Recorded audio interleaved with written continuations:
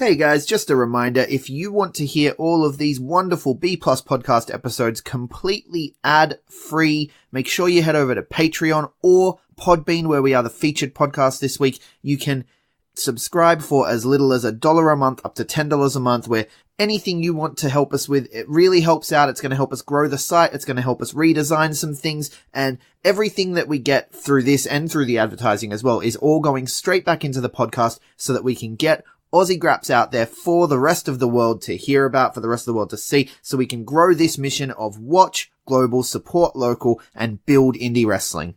So if you want to be a part of that and get some really cool rewards like call-in shows, bonus episodes, ad-free like I mentioned, then head over to patreon.com/theb+ and subscribe today. Ladies and gentlemen, this is the main event of the evening. Hold one, Andre! You're not good at this. Get out. Let me tell you a personal story about Vince McMahon. You just made the list!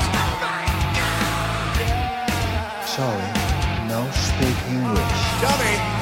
Goodbye and good night. Hold two, on bar! It's still real to me, damn it! Dummy! This is the worst town I've ever been in. Hold three, the moss-covered, three-handle family Gradunzel. Mamma mia! And now,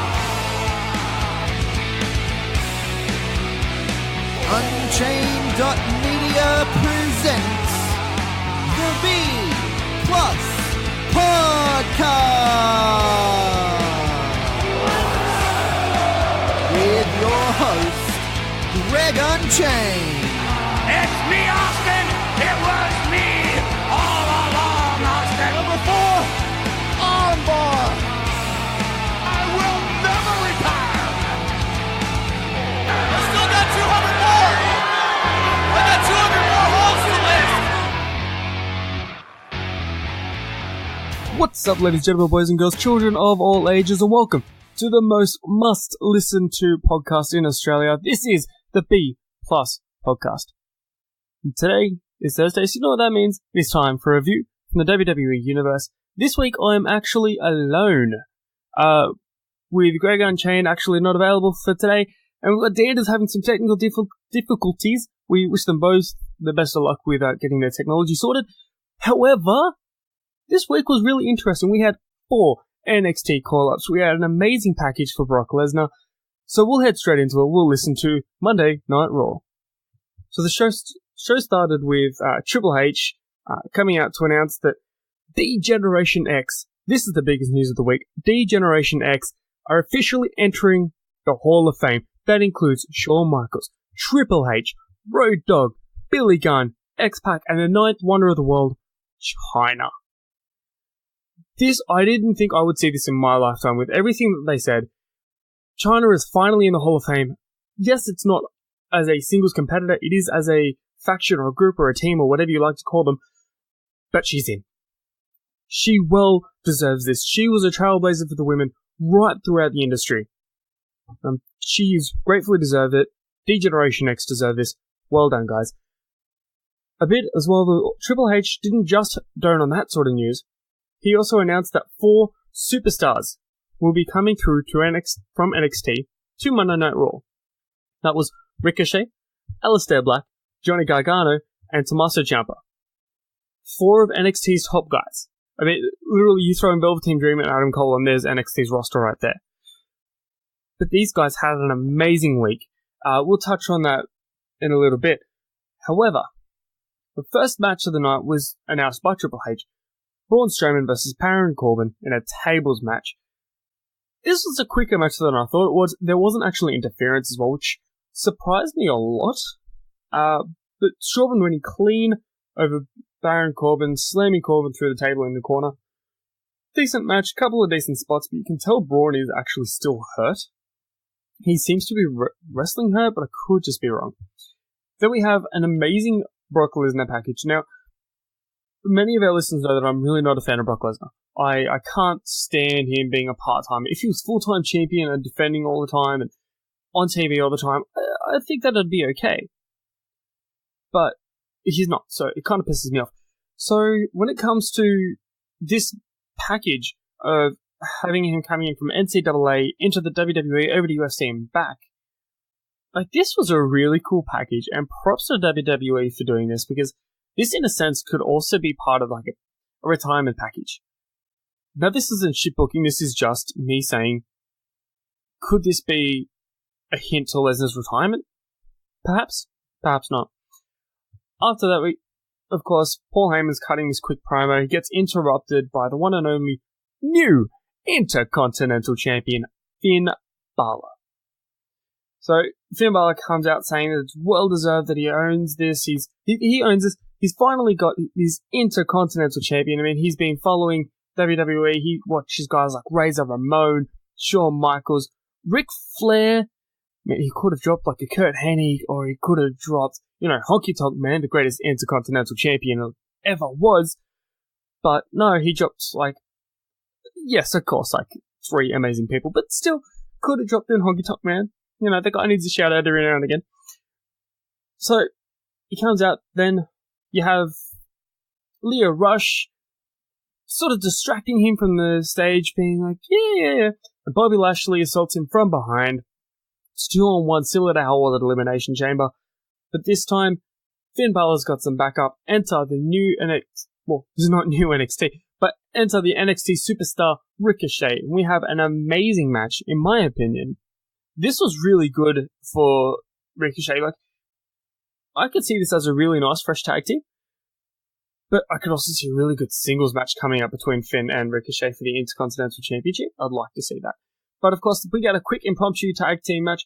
Finn Balor and Ricochet defeating Bobby Lashley and Lio Rush by pinfall. Ricochet, of course, getting the pin over Lio Rush using the 630 splash. Then we get the loser House Party getting another win over Kurt Hawkins and Zack Ryder. I don't care about the Kurt Hawkins losing streak anymore. I think it's overplayed. It's overdone. There's 200 and something matches under his belt now, and I'm done with it. I don't know about you guys, but this seems to be kind of really annoying now, and I'm done with seeing loser House Party get wins. Cheap wins at that, but still. We get a nice little, I wouldn't even call this like a package. It's a little promo by Tucker Knight and Otis, sorry. Tucker and Otis, because we all know Vinnie Mac likes his first names, or single names. So, Tucker and Otis come out and have a quick thing that they're all about stakes on weights, and enter Lacey Evans, comes down for a quick strut. Rumour has it that Lacey Evans is in for a big push, and I can see it leading straight into the Women's Championship over on SmackDown. Considering, which we'll touch on in a minute, the interaction that she had with Asuka a little. But, yeah, she comes out and does this strut, and then Tucker and Otis do this sort of bushwhackers-esque strut down the ramp following her, and this was weird and very bizarre. These guys were on top of the NXT roster, and now they're just kind of strutting. That's all they do, strut. This is interesting. But then we get my personal opinion for Match of the Week, The Revival. The Raw Tag Team Champions, The Revival, versus DIY, Johnny Gargano and Tommaso Ciampa. Being as they aren't DIY in a sense now, I'll put that in quotation marks because they're technically not DIY now. They are their own singles competitors, teaming again and defeating The Revival. These guys pinned the Raw Tag Team Champions. Now, I'm not saying this is a call-up. I'm not saying that this is going to be a huge thing. But when they do come up to Raw permanently, they're gunning for those titles, and you can see it coming. I don't think they would have put a win over the tag team titles if they weren't going to Raw. That's all I have to say about that, is they're headed to Raw. Then we get the new WWE Women's Tag Team Champions, the Boston Hug Connection, Sasha Banks and Bayley, coming out to celebrate a huge victory with their championships held high. They talk about how it meant to be, standing in the ring, holding the gold, growing up, saying this is what we wanted, only to be interrupted by the Samoan Slaughterhouse, Nia Jax, and Tamina coming out. They're going to interrupt this and sort of challenge the chance, but Banks and Bayley sort of have this kick to the face thing, like, no, you gotta do that. No, this is our time. So it was pretty quick and interesting. I would have liked to have seen an actual celebration in the ring, similar to how they did with I can't remember the last time they did an in-ring celebration, but yeah, they needed to do that. So I think that would have been really, really nice for this because it would have made it a bigger deal. But yeah, so then we get Drew McIntyre versus Dean Ambrose. Now this match was made earlier on in the night, where Drew McIntyre is like, I want Seth Rollins. I want to be in the main event. That was a horrible accent. I do apologize. But Dean got in Drew McIntyre's face, slapped him across the face backstage, and Triple H is like, you ought to change the match. So, of course, this is where we get Drew McIntyre versus Dean Ambrose, and of course, McIntyre defeating Ambrose via pinfall in a very quick match. But this is, of course, a good way to establish McIntyre as a strong competitor. Like, we all know he's ridiculously tough, and he's built like a tank, but man, this is another way of saying, hey, this guy is massive, deal with it. That's pretty much what it was. Then we get another NXT debut, and Elias comes out saying that he wants to be treated better. He's blaming all these NXT call-ups for taking away his spotlight. Enter Aleister Black. I've loved his entrance. I always love this entrance. Just like coming up and popping up like, not like Undertaker-esque style, but really cool. But we get a quick match. Eventually, Elias eats Black Mass from Aleister Black, and then we cop the 1, 2, 3. Now, all of these NXT superstars have won their Monday Night Raw debuts. When was the last time we saw that? Honestly, I haven't seen that since Kevin Owens. Even though Kevin Owens, I think he won on I think Kevin actually won on a pay-per-view, but I could be wrong. Correct me if I'm wrong there. Then we got, of course, the match that closed Raw, which I was quite surprised that this closed Raw. This was a rematch from Elimination Chamber. Ronda Rousey versus Ruby Riott for the Raw Women's Championship. This time they didn't have Charlotte Flair ringside, so that was always good. But of course, Rousey defeated Ronda Rousey defeated Ruby Riott by submission to retain. And of course, this is just gonna barrel into WrestleMania where we get, hopefully, a triple threat. I don't like Charlotte being in this picture, but that's not the point. Promotional consideration paid for by the following. We are all WWE fans here. It's why we're here, listening to this show and spending inordinate amounts of hours consuming, complaining, and just generally eating, sleeping, and breathing professional wrestling. But if you want to take that to the next level, the only place to do it is WrestleMania 35 in the city so nice that they named it twice New York. And our new friends at All Aussie Travelers are going to help you make that happen in the best way possible. They are new to the wrestling travel game, granted, but they have over 15 years experience in sports and event tours between the US and Australia, so you know you're in good hands. They want to offer you an exclusive WrestleMania package, including return flights to the USA, 6 nights at the New Yorker Hotel right next to Times Square. And the thing that sets these packages apart are the VIP suites that AAT have secured for WrestleMania. So that's, of course, the Raw after WrestleMania. So not only are you going to go to the Hall of Fame, not only are you going to go to WrestleMania 35, but for NXT TakeOver, SmackDown Live, and the Raw immediately after WrestleMania that next night, you are going to be in an exclusive VIP suite that is not normally available to the public. But AAT, they got it locked down. They got it waiting for you with your name on it. You are in private entrance, you are in private toilets and bar, as well as an unparalleled view in the most comfortable seats in the house. You can experience WrestleMania weekend like never before, all at really competitive prices. So head over to All Aussie Travelers on Facebook, hit that like button, send him a message, send an email to Jack, that's JAAK, at allaussie.com.au, and let them know the B Plus sent you. Hey, Greg, curious question for you, man. Have you been shopping recently? I have not. Mate, well, I've got some good news for you. I know you're not a big fan of crowds, as most of us here at the B Plus aren't. Have you heard of Threadbox? I have heard of Threadbox. Man, then you would know how good they actually are. I mean, I just received my first crate, and holy moly, I'm amazed. Guys, if you're listening, go check out threadbox.com.au, and they have everything from hats to socks to shirts to pants. It's fantastic. With email to a personalized stylist and customizable crates, It's honestly one of the best things I've had. I don't know about you, Greg, but I really Yeah, enjoy no, it. I got a crate the other day and they gave me new jeans, a couple of new shirts. And the cool thing is one of the shirts, I tried it on and it was a little bit long for me. And I thought this accentuates how short I am in person.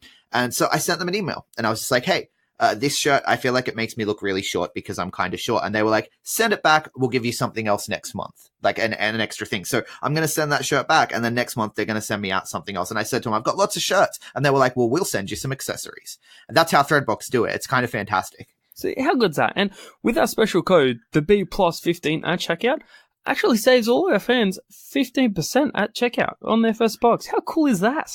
Yeah, so head to threadbox.com.au today and use the code the B plus 15 to get your first box as soon as you can. But then enter SmackDown Live. SmackDown has always been the A show in my opinion, and Dan doesn't know if you're listening, you would agree with me. SmackDown was fantastic this week. The show opened up with Shane McMahon coming out being just removed from Elimination Chamber. Saw them eat the pinfall, it cost them the titles. Miz comes out and wants to issue an apology. So saying, I'm sorry, this was all about me. I wanted to make my dad be proud of me. I know that your dad's proud of you. I'm sorry I've used you. So the Mrs. flat out come out and say that I've used you. This could be like a sort of a target for a match at WrestleMania. And I know Greg Unchained spoke about this not too long ago. But yeah, I didn't see it happening, but this is building, and I'm not sure about it. It could be interesting, but of course the Usos come out, interrupting the proceedings, and telling Miz that he's a failure, he's a fraud, he's all the Fs. That sounds really weird to say that, the Fs. But anyway, they come out and say Shane needs to find a better partner because Shane is the best of the world. But Shane automatically, for some reason, comes up with a ridiculous idea. He's gone away with the traditional championship match clause. I can't understand why they did that, but it was smart. I do like it. It means we're not going to get the constant title changing picture, which is really good. We're not playing hot potato with the United States Championship anymore like Kalisto and Del Rio were. Well, I mentioned Del Rio. That's how tired I am. So then we get Jimmy J, of course, saying that the Miz doesn't deserve another shot, but Shane does. Shane then books himself and the Miz for a rematch at Fastlane. Because he's the boss's son, and he's allowed to do whatever the F he wants. Deal with it. Or like D-Generation X would like to say at the Hall of Fame, suck it. But anyway, then we get Andrade Cien Almas versus another NXT superstar, well, same NXT superstar from Raw, because these guys are killing it this week. Aleister Black makes his SmackDown debut. This was a really good match. Like, these guys always put on fantastic matches. The charisma between these two has been phenomenal from the start. Now, I would like to see these two in a match, maybe the multi-man match at WrestleMania for one of the singles titles, but they could kill it. Like, these guys could steal the show. It's pretty much what they did, well, nearly what they did for SmackDown. But then, of course, Aleister Black defeated Andrade Cien Almas by hitting the Black Mass for a pinfall victory. But this was really cool. Like, I didn't think, when we finished Raw, I didn't think that, okay, so NXT's done, they're going to fly back to wherever they need to go. But no, they're flying straight to SmackDown or gone straight to SmackDown. And they're there. Shane's invited them back. Well, Shane's invited them to SmackDown because they were so good on Raw. So, I don't know, this is going to be really, really strange. I still don't think this is a call-up. I think this is just a, hey, this is what these guys can do. You'll see them after WrestleMania when they do eventually come up. Or I'd like to see them have a similar run straight into WrestleMania for titles. I doubt it would happen, but it would be pretty cool. Next match, of course, two NXT superstars. The NXT champion, Tommaso Ciampa, and the North American champion, Johnny Gargano, versus one of the greater tag teams that we've seen in nearly a decade, The Bar, Sheamus and Cesaro. These guys, this was a really good match. I really enjoyed this. But Ciampa seemed to be hobbling around the ringside. He was holding his back and his knee. Looked like he took a really bad backbreaker, and the audio cut for SmackDown when I was watching it, you could tell that Ciampa was swearing, so he looked really hurt. Either that was a really good sell or that bloody hurt. But then, of course, Tommaso Ciampa and Johnny Gargano DIY defeated the Bar. This was really good. It was a really strong showcase for DIY, who overcame the onslaught from one of the best teams in WWE history to pick up a quality victory.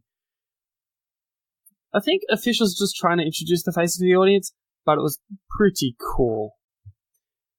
And then, of course, we have, for the first time since the Royal Rumble, Asuka makes her SmackDown Live return for an interview, but it looks like.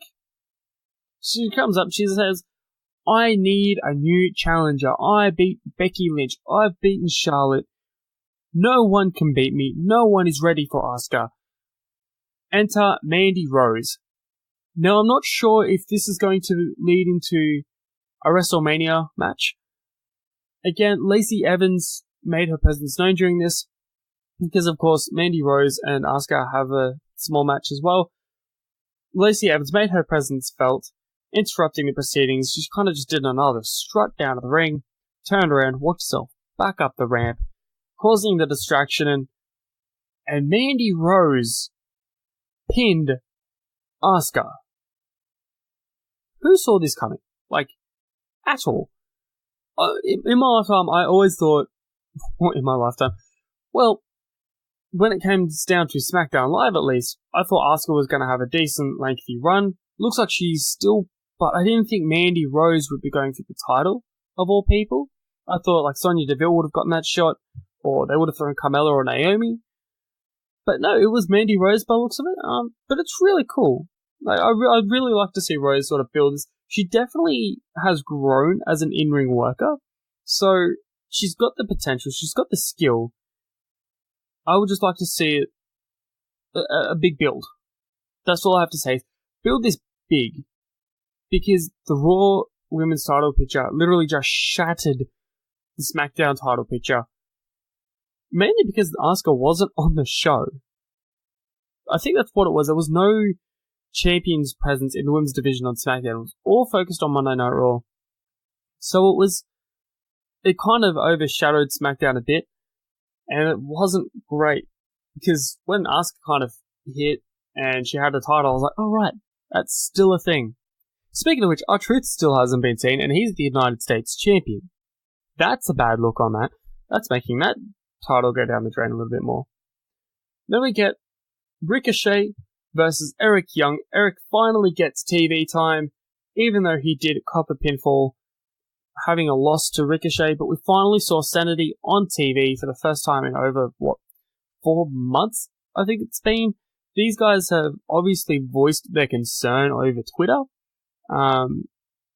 So it's really interesting to see that they worked as jobbers, not as this beast that they were on NXT. It was really strange. I would like to see them back in sort of major contention for the titles, or just making their presence known similar to how the Wyatt family did, just coming in and beating the holy hell out of everyone. That would have been great, but yeah, it didn't really happen. We go on to the 6-man tag team blockbuster of a match. You had New Day member Kofi Kingston versus teaming with AJ Styles and Jeff Hardy, taking on the new Daniel Bryan, Randy Orton, and Samoa Joe. Now, this is a weird team. I didn't think we'd ever see Samoa Joe and Randy Orton on the same page, considering like they've had their little thing in the last few weeks. It's not so much of a feud, it's kind of just like, I'll get you back. But I suppose they sort of did that at Elimination Chamber, maybe? No, Randy was last. Randy never touched Joe. But it was very interesting. And I enjoyed sort of the mixture. Sort of the babyface explodes into the match. Like, they were hot for this. It was obvious. Bryan cut a quick promo before the match saying that none of the superstars in this match were getting the shot at Fastlane. Because that has been the talk for SmackDown Live, was Daniel Bryan's opponent for Fastlane was going to be announced today. Now, Bryan was like, no one in the ring's got a shot. And then, of course, we have Kofi Kingston exploding through this match again.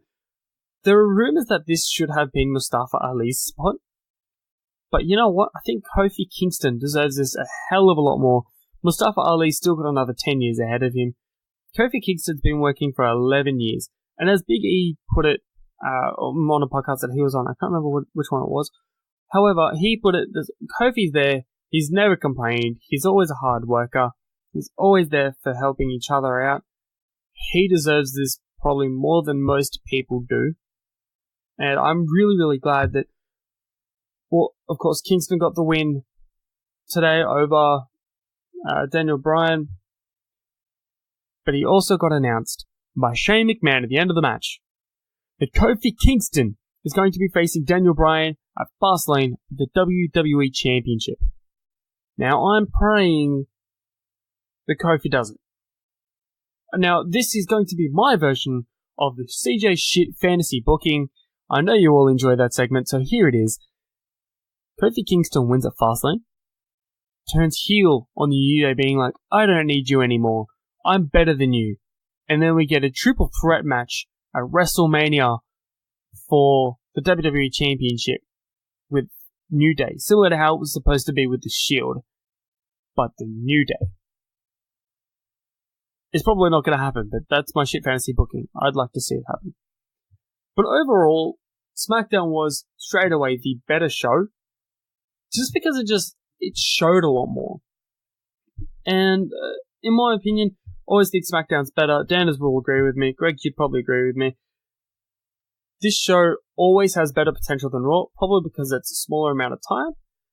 And there's less filler. With more matches, it was fantastic overall. Then we jump straight from SmackDown to 205 Live.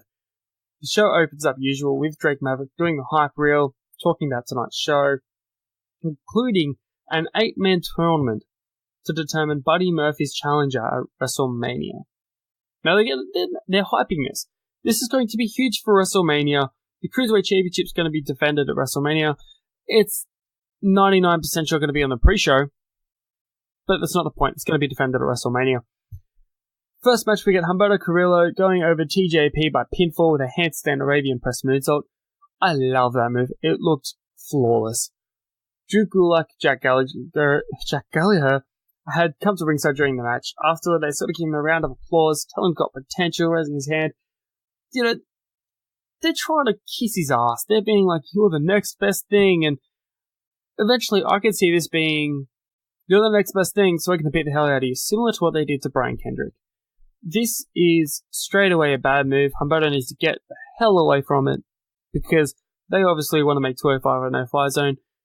And what was my new nickname for Humberto Carrillo from NXT? It was Flipping McDuck. Something like that. I can't remember now. But it was Flipping McSomething. Then we get Tony Nese cutting a promo about how he proved that he was better than Noam Dar once and for all. He can be better than anyone in the division. Whatever mental block was holding him back is smashed down, and he promises he's going to win the tournament and become the Cruiserweight Champion at WrestleMania. Then we get Mike and Maria Kanellis in an interview backstage while Mike's taping his fist because we all look strong doing that. Maria puts her husband's accomplishments over and says he's been successful by taking the easy way out. And before he goes saying he's going to beat Cedric Alexander and prove that he's the most dangerous man out there, this was ridiculous. I'm over these sort of, pity me parties, if you call it. But yeah, they keep trying to hype Mike Kanellis, and so far he's just got loss after loss after loss, and it hasn't really worked. So it's, I don't know, it's sort of like a Daniel Bryan-esque, like a while ago promo, but I don't know. Then we get Ariya Daivari cutting a promo. He defeats Johnny Lyons by submission. Then we get Murphy cutting a promo from the locker room saying he had to hand it to Drake, trying to give him the challenge he needs, and recounting all the men he's defeated during his reign so far, which is pretty much most of the people in this tournament. with Cedric Alexander, again, defeating Mike Kanellis via pinball with the lumbar check. This is really strange. They're just trying to hype Mike Kanellis, and he's just copped another loss again. It's so strange. So strange. I think he needs to get off 205, flip over to NXT, go over to NXT UK for some reason, or go back on the SmackDown or ask for your release again, because 205 is just not cutting it for you. From what I can see, it's just not working. And then Drake Maverick announced the first two first-round tournament matches you get from the Loser House Party. Sorry, I should say that probably for the people who wouldn't know who they are. From the Lucha House Party, Kalisto versus Tony Nese, and B. Brian Kendrick versus Drew Gulak, set for next week's 205 Live. Overall, this week on the main roster, it was really well put together. The NXT call-ups were fantastic. The matches were phenomenal for what they were putting on. I believe that they couldn't have debuted against better people. I think they were put in there perfectly. But overall, I think it was really good week to watch. I enjoyed it. But yeah, I'd say the Revival versus DIY match would be my match of the week. That pretty much covers everything for the WWE Universe this week. My name is C-Jaii, and you can find me on Instagram at CJs_world. So we are collectively the B Plus Wrestle on Twitter, because wrestling wouldn't fit. But we are the B Plus Wrestling pretty much everywhere else. That's Facebook, YouTube, Instagram, and Patreon, which is just www.patreon.com/the B Plus. If you want to get in on our mission to watch global and support local, that is the place to do it. Every dollar that comes in goes towards growing the show, building our name, and helping out Aussie Graps. So you can also get ad-free episodes, call-ins, which we've just had for this month, and fantastic, awesome rewards on there. So go ahead, jump on and get around it. But of course, don't forget to like, share, and subscribe. Leave us a 5-star review if you feel so inclined. And as always, thank you for listening. Hold one. Arm drag. You're not good at this. Get out. Let me tell you a personal story about Vince McMahon. You just made the list. So, no speak English. Dummy. Goodbye and good night. Hold two. Arm bar. This is the worst town I've ever been in. It's still real to me, damn it. Dummy.